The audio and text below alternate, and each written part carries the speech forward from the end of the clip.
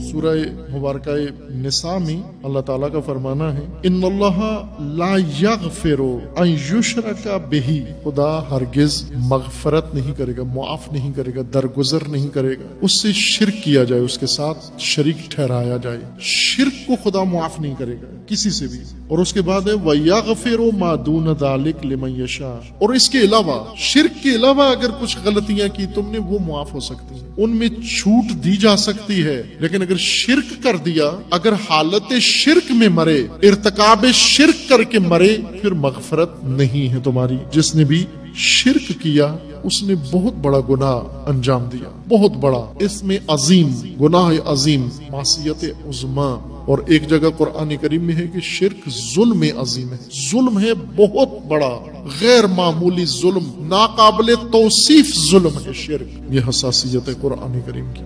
اور یہ بھی ذکر کیا ہے کہ تم ہو بہت بے حس۔ سورہ یوسف میں حق تعالیٰ کا فرمانا ہے وَمَا يُؤْمِنُ أَكْثَرُهُمْ بِاللَّهِ إِلَّا وَهُمْ مُشْرِكُونَ، اکثر ان میں سے جو اللہ پہ ایمان لائے ہیں، اکثر جو اللہ پہ ایمان لائے ہیں، مومن ہوئے ہیں، ان کا ایمان مشرکانہ ایمان ہے، ان کے ایمان کے اندر شرک ہے، شرک آلود ایمان ہے، آلودہ بے شرک ہے، شرک آمیز ایمان ہے۔ اور شرک خالص ہو ظلم ہے، شرک مخلوط ہو کر ایمان کے ساتھ ہو تو بھی ظلم ہے۔ اور شرک جس حالت میں انسان کے اندر اگر موجود ہوا، مغفرت نہیں ہوگی، شرک کو خدا معاف نہیں کرے گا۔ اور ساتھ یہ بھی فرما دیا کہ وَمَا يُؤْمِنُ أَكْثَرُهُمْ بِاللَّهِ، تم مومن ہونے کے بعد بھی شرک سے باز نہیں آتے، شرک سے دور نہیں رہتے، شرک سے اجتناب نہیں کرتے، شرک سے اپنے آپ کو مبرہ اور منزہ نہیں کرتے، مومن ہونے کے بعد بھی۔ جتنی تباہی زمین پر شرک پھیلاتا ہے اور کوئی عامل اتنا نہیں ہے۔ اعمال، اچھے اعمال کو غارت کر دینا، اکارت چلے جانا، نابود ہو جانا، حبط ہو جانا، بڑے اچھے اچھے اعمال۔ حبط بیماری ہے جانور کی، وہ جانور جو چارہ چرتا ہے، پہاڑ کا چارہ چرتا ہے، اور اس چارے کے اندر کوئی کیڑا یا زہریلا چارہ اس کے پیٹ میں چلا جاتا ہے، اور اس کے نتیجے میں اس کا پیٹ پھول جاتا ہے، چارہ ہضم نہیں ہوتا، اور وہی زہر کیڑے کی یا اس پتے کی، زہریلی بوٹی کی زہر جانور کی جان لے لیتی ہے، مر جاتا ہے۔ اس بیماری کو عرب حبط کہتے ہیں۔ قرآن کریم نے اس کو انسان کے لیے، مومنین کے لیے ذکر کیا ہے۔ حبط کا خیال رکھنا، یہ جو گٹھڑی گٹھڑی نمازیں اور گٹھڑی گٹھڑی نیکیاں، جس طرح جانور چرتا ہے نا، کھرلیاں بھر بھر کے اور بورے بھر بھر کے چارہ چر رہا ہے، ونڈا کھا رہا ہے، سب اس کو خیال رکھنا چاہیے۔ اس میں کیڑا بھی ہو سکتا ہے، اس میں کوئی زہریلا پتا بھی اندر جا سکتا ہے، اور وہ زہریلا پتا اگر چلا گیا، یہ چارہ بھی ضائع، جانور کی جان بھی گئی۔ مومن جو دن بھر نیکیوں میں لگا ہوا ہے، خیرات میں لگا ہوا ہے، خیال رکھے ایک حرکت اگر شرک آلود انجام دے دی گئی، شرک اس کیڑے کی طرح ہے، زہریلے کی طرح، جو جانور کے اندر جا کر اس کی جان لے لیتا ہے۔ شرک اس طرح سے ہے، اگر انسان کے اس اتنی بڑی نیکیوں میں ایک بال برابر شرک چلا گیا، یہ شرک وہاں جا کر ایسے نہیں بیٹھا رہے گا۔ شرک مؤثر ہے، تاثیر ہے، شرک عامل ہے، شرک فوری اثر کرتا ہے، ہر کیمیکل سے زیادہ، ہر زہر سے زیادہ۔ اندر جاتے ہی کیا کرتا ہے؟ حبط الاعمال، وہ ساری نیکیاں گئی۔ اور حبط اعمال یعنی حبط شخصیت انسان، وہ جو بنایا ہوا تھا بھرم، وہ جو نیک انسان بنے ہوئے تھے تم، وہ گئی ساری شخصیت، نابود کر دی اس نے، اس زہر نے سب کچھ نابود کر دیا ہے۔ اور خداوند تعالیٰ کا فرمان ہے کہ اتنے لاپرواہ کیوں ہو؟ مومن ہونے کے بعد بھی شرک کی نسبت ہم حساس کیوں نہیں؟ ایک تو شرک کی تباہی کا اندازہ نہیں ہمیں، شرک کو قومیت کی طرح سمجھتے ہیں، ذات کی طرح سمجھتے ہیں، مشرک ہو کر بھی ہم تو وہی ہیں، کوئی فرق تو نہیں پڑتا۔ یہ بات نہیں جب کی تھی تو بھی ہم وہی تھے، آج یہ اظہار کر کے یہ عقیدہ بنا کر پھر بھی وہی ہے، کیا فرق پڑتا ہے؟ نہ عزیز من، شرک تباہی ہے، نابودی ہے شرک۔ حساس ہو جائے عزیز من، فوق العادہ حساس ہو جائیں شرک کے اوپر۔ شرک کے علاوہ خدا بہت ساری لغزشیں، ہم لغزشوں سے بچ نہیں سکتے، معصوم نہیں ہے، بچتے بچتے بھی لغزندہ ہو جائیں گے، لغزش کھا جائیں گے، بچتے بچتے بھی۔ سو ہوتا ہے نا کیچڑ میں جب آپ گرنے سے بچ رہے ہوتے ہو اسی وقت گر جاتے ہو، پھسلن ہوتی ہے جہاں پر، بچتے بچتے بھی گر جاتا ہے آدمی۔ وہ اسی طرح ہے زندگی میں، ہم بہت بچے پھر بھی گر جائیں گے، کہیں نہ کہیں لغزش ہو جائے گی۔ خدا کریم ہے، معاف کر دے گا اگر شرک نہ ہوا بیچ میں۔ اور اگر شرک نہ ہوا تو آپ یقین جان لیں کہ پھر کہیں لغزش بھی نہیں ہوگی، کیونکہ لغزشیں ساری اس پھسلن پہ ہوتی ہیں، شرک کی وجہ سے ہوتی ہیں۔ عملی شرک کی وجہ سے انسان لغزندہ ہوتا ہے، ورنہ بہت استوار ہے۔ جس طرح کیچڑ میں درخت پھسلتا نہیں ہے، اب کتنا کیچڑ اگا ہوا درخت ہے، بڑا کیچڑ ہو، بارش ہو، باران ہو، آندھی ہو، طوفان ہو، جو کچھ بھی ہو، درخت گرتا نہیں ہے۔ کیوں؟ قائم ہے، اصول ہے، مضبوط جڑیں ہیں اس کی، استوار ہے۔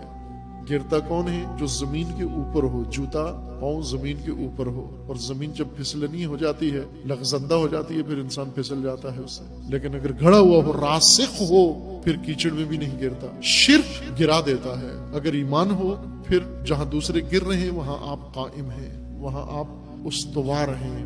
شرک ایسی خطرناک چیز ہے، انسان کتنی حفاظت کرے اپنی تاکہ شرک سے محفوظ رہے۔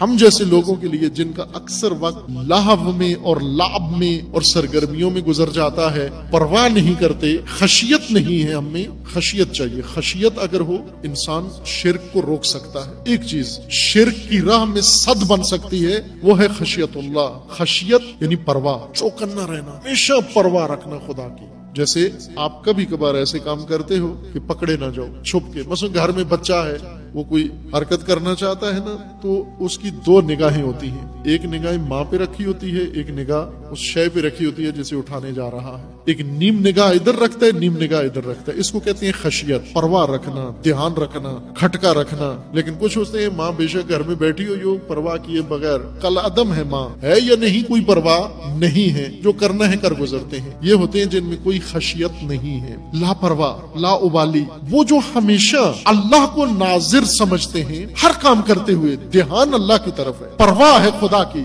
یہ کام کروں گا، یہ خدا کو پسند نہیں ہے، یہ پرواہ ہے، یہ خشیت ہے۔ جی تو چاہتا ہے کروں، لیکن اللہ کو پسند نہیں ہے، اللہ راضی نہیں ہے، اس لیے یہ کام نہیں کر سکتا۔ یہ خشیت ہے۔ یہ خشیت شرک روک سکتی ہے۔ شرک روکنے کے لیے اللہ نے انسان کے لیے یہ وسیلہ بنایا ہے، خشیت اللہ، اور کوئی چیز نہیں روک سکتی۔ امیر المومنین فرماتے ہیں شرک ہے کیا، اپنی ذات میں شرک کیا، نوعیت شرک کی کیا ہے۔ امیر المومنین فرماتے ہیں کہ شرک اس طرح ہے جس طرح چونٹی صاف شفاف پتھر سے، جیسے ٹائل لگی ہوئی ہو، ماربل لگا ہوا ہو، پالش کیا ہوا، اور اس کے اوپر سے چونٹی گزر جائے، محسوس نہیں ہوتا، چونکہ چونٹی اتنی ہلکی ہے، آہٹ اس کے قدموں کی پیدا نہیں ہوتی، دھمک نہیں ہوتی اس کے چلنے کی، آواز نہیں ہوتی اس کے چلنے کی، غیر محسوس طور پر چلتی ہے۔ آپ بیٹھے ہوئے ہیں آپ کے سامنے یا آپ کی پشت سے، اور اتنی ہلکی ہے کہ اگر پتھر پہ گرد و غبار بھی پڑا ہوا ہو، اپنے قدموں کے نشان نہیں چھوڑ کے جاتی، بغیر نام و نشان کے غیر محسوس طور پر گزر جاتی ہے۔ امیر المومنین فرماتے ہیں کہ انسان کے دل پر، مومن کے دل پر اور انسان کے دل پر شرک اس طرح غیر محسوس طور پر گھس جاتا ہے، سرایت کر جاتا ہے، اس کو پتہ بھی نہیں چلتا کہ شرک آ گیا ہے میرے وجود کے اندر، پھر بھی مطمئن رہتا ہے میں مومن ہوں،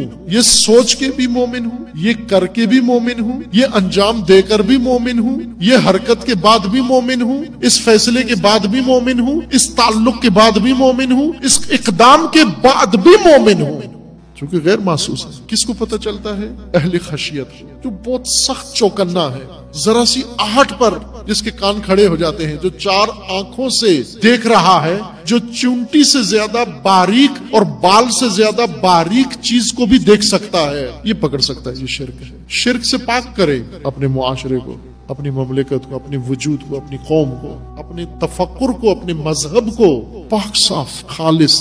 اس وقت یلغار ہے شرک کی تشیع کے اوپر، عالمی طور پر شرک کو تشیع کی نابودی کے لیے اعلی کار کے طور پر استعمال کیا جا رہا ہے۔ اندر سے تشیع کے اندر یہ فتنہ کھڑا کیا گیا شرک کا، اور متاسفانہ تیزی سے پھیلا اور پورا ملک اس کی لپیٹ میں آ رہا ہے۔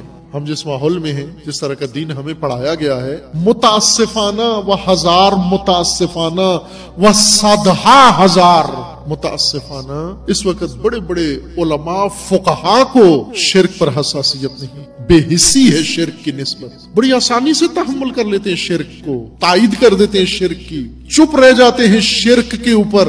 اس لیے ممبروں سے شرک، دین کے ممبروں سے، عزا کے ممبروں سے، اہل بیت کے فضائل کے نام پر شرک نکلتا ہے منہ سے، اور یہ شرک، اس کو پذیرائی ملتی ہے، اسے داد ملتی ہے، اس کو شاباش ملتی ہے، اسے سراہا جاتا ہے، قرآن کو بہت حساسیت ہے، قرآن کو چھپے ہوئے پنہانی شرک پر بھی حساسیت ہے۔ شرک دین میں ناقابل تحمل چیز ہے، اور یہ دین قرآن مومن کے اندر، مسلم کے اندر یہ حساسیت پیدا کرنا چاہتا ہے۔ اصرار کیوں ہے قرآن کا شرک کے خلاف؟ تاکہ یہ حساسیت جو دین کے اندر ہے اور قرآن میں، یہ مومن میں منتقل ہو جائے، یہ بھی اتنا ہی حساس ہو جائے جتنا دین حساس ہے۔ اور یہ علامت رکھ لیں آپ، جس مذہب میں، جس دین میں، جس سلسلے میں، جس فرقے میں شرک پر حساسیت نہیں ہے، وہ باطل فرقہ ہے، وہ ناحق فرقہ ہے، وہ گمراہ فرقہ ہے۔ شرک پر حساس ہو جاؤ، اور سب سے سخت حساس ہو جاؤ، شرک ناقابل تحمل